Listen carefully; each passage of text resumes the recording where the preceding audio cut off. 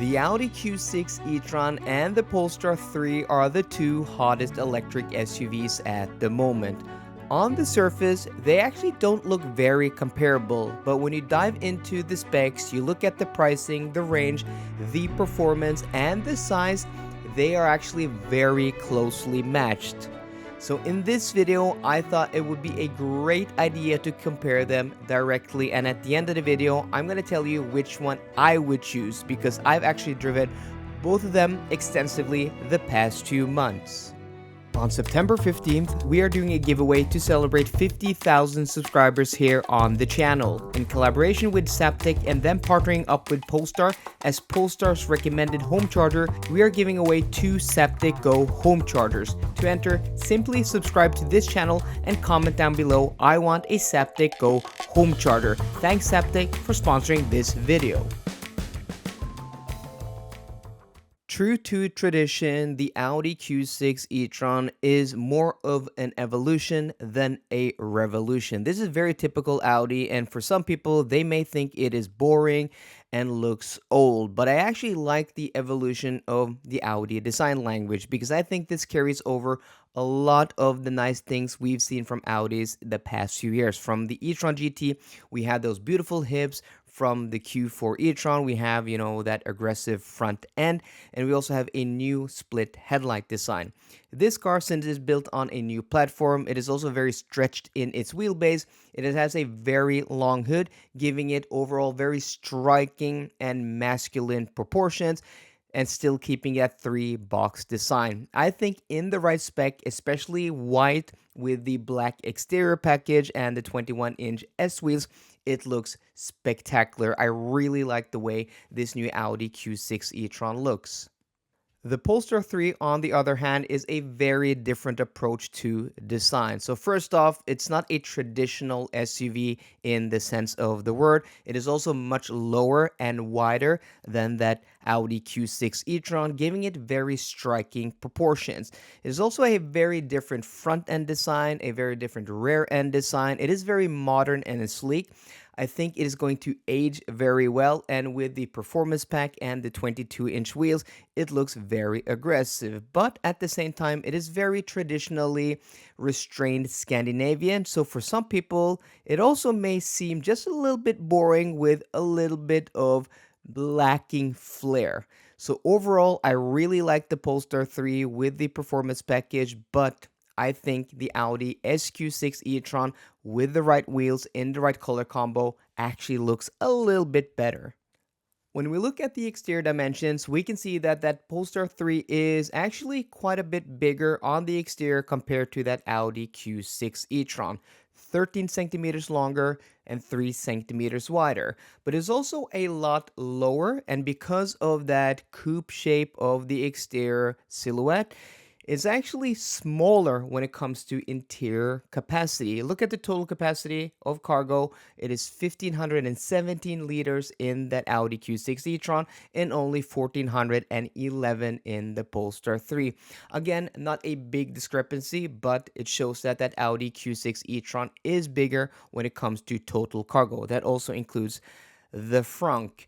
But looking at the raw numbers doesn't tell the whole story either, because when it comes to passenger accommodation, the roles are again flipped, where that Polestar 3, when it comes to front cabin space and especially the rear seats, it is a lot larger vehicle with a completely flat floor in the rear, something you don't get in that Q6 e-tron, and also there is a ton more legroom, and it also has a wider cabin, making it more comfortable to carry 5 adults.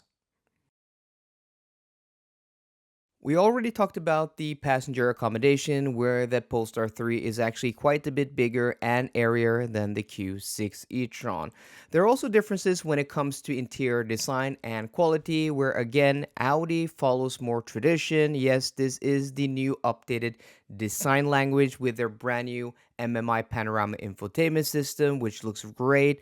It works great. You have a 12.3-inch driver display accommodated by a 14.1-inch infotainment system screen, everything in one curved display. It works great. You also have a lot of physical buttons in that Audi, both on the steering wheel, both for stalks, both for mirror switches, volume control. Yeah, when it comes to the interior ergonomics, I think the Audi is better than the Polestar 3. But it's lacking a little bit in quality, where that Polestar 3 just is the next level in luxury and quality. You're going to be hard pressed to find any cheap and hard touch plastics in that Polestar 3, where in the Audi e-tron you're going to find those hard touch and cheap plastics everywhere in the cabin, even high up. But where the Polestar 3, in my opinion, loses out, where you either choose high quality luxury or functionality, the Polestar 3 just is inferior because, yes, it looks very sleek. It has a new, very cool, and easy to use infotainment system, but they have gone more of the Tesla route, where adjusting the mirrors, adjusting the steering wheel column, adjusting the sensitivity on your auto wipers is now all done deep in menus. And I think it just takes away a lot of the usability and the user experience of the interior. So when it comes to interior ergonomics, the Audi is superior. I would love to live with that car every day. But when it comes to quality, yeah, there's no doubt that that Polestar 3 is a much more luxurious and accomplished vehicle. Again, these two cars are very closely matched when we look at range, performance, and pricing. Both are available in three different versions now at launch. We have a single motor rear wheel drive version available for both models, and then we have a mid tier all wheel drive version, and then we have a performance version available for both versions, the Audi SQ6 e-tron and the Polestar 3 long range dual motor performance. But it is a little bit confusing because you can see that Audi calls their entry level version the Audi Q6 e-tron Performance, where usually or normally automakers call their top performing version and not their entry level version the performance model. But I think it has to do with the battery pack, where Audi now have gone the Porsche route, where they have a normal battery pack and then they have a performance battery pack. Because if we look at the newly launched Audi A6 e-tron, that is available as an A6 e-tron and an A6 e-tron Performance, where that Performance has a bigger battery pack. So I hope that, fixes that confusion. But when you look apart from that, yeah, there are three models and they are very close when it comes to performance, they're very close when it comes to range, they're very close when it comes to pricing. On the surface, the Audi looks cheaper, but the Polestar has more standard equipment and the Audi has more stuff you can tack on, making them basically very equal in pricing when you spec them out to the same equipment. I've done range tests on both cars, though the tests aren't comparable because they were done under very different conditions in two different countries. We can still extrapolate a little bit of information from these tests to compare them, because when we look at other similar vehicles and we look at these two vehicles, which are very similar in size and in performance, we can speculate that when I get to test that Polestar 3 on Norwegian soil on the same route as I tested the Audi SQ6 e-tron, it's going to get similar consumption at motorway speeds. But because that Polestar 3 has a much bigger battery, 107 kilowatt hours usable versus 94.9 kilowatt hours usable, I think in the real world, the Polestar 3 is going to get a lot more range, like 50 kilometers more range compared to that SQ6 e-tron. But that is at this point in time a little bit of speculation, or a guesstimation based on data from almost 100 cars tested. But I think that Polestar 3 in the real world is actually going to have an upper hand compared to that Audi Q6 and SQ6 e-tron. I've been very lucky and feel very privileged to have driven both of these two cars extensively this year. I've been to multiple events with both Audi for the Q6 e-tron and with Polestar for the Polestar 3. I've driven the Polestar 3 on an ice lake in northern Sweden, an ice track with chief test engineer for chassis called Joachim Rydholm. I got to drift the car for hours. I've been to a 2-day technical presentation of the Q6 e-tron with the team who made the car in Munich.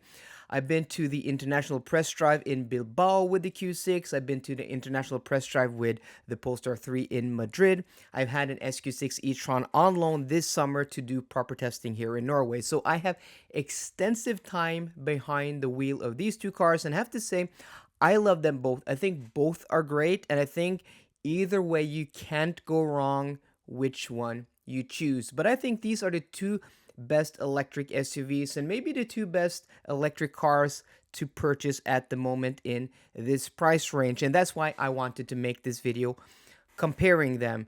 So with all of that out of the way, I do think there are differences in these two cars that are worth considering depending on what you're looking for. If you want the most luxurious experience, the highest quality, I think the Polestar 3 is the obvious choice. Yes, starting price is going to be more expensive. It is a higher tier vehicle, but when you get into this class of vehicle and this price, there is an expectations for quietness, refinement, and luxury, ride quality, and just overall luxury that I think the Polestar 3 delivers better. So I think if I was going for a spec'd out version of these two cars at around 100,000 euros or 1.2 million kroners, I think the Polestar 3, though having less performance than that SQ6 e-tron, is the better choice. But if I had a lower budget and I was looking to get into the entry-level versions and I was looking at the rear-wheel drive version of both of these two cars and I didn't need or want all the bells and whistles, I think actually the Q6 e-tron is a better choice, because where that Q6 e-tron may not be as quiet or as comfortable at that top tier price range, I think at its entry level price, it is an awesome vehicle and I think it drives great. I think both of these two cars are great. And I'm saying this now, but I may change my mind in the future, spending more time behind the wheel. And I love the fact that that Audi is so easy and carefree to live with all the physical buttons, all the easy shortcuts to turn off like lane keep warning, to turn off speed limit warning, and all of those annoying systems that we have now in 2024. So guys, let me know if it was your money, which of these two cars you would choose. So I hope you enjoyed today's video. If you did, please drop me a thumbs up down below, and for more car content, as always, please subscribe. See you guys later and goodbye.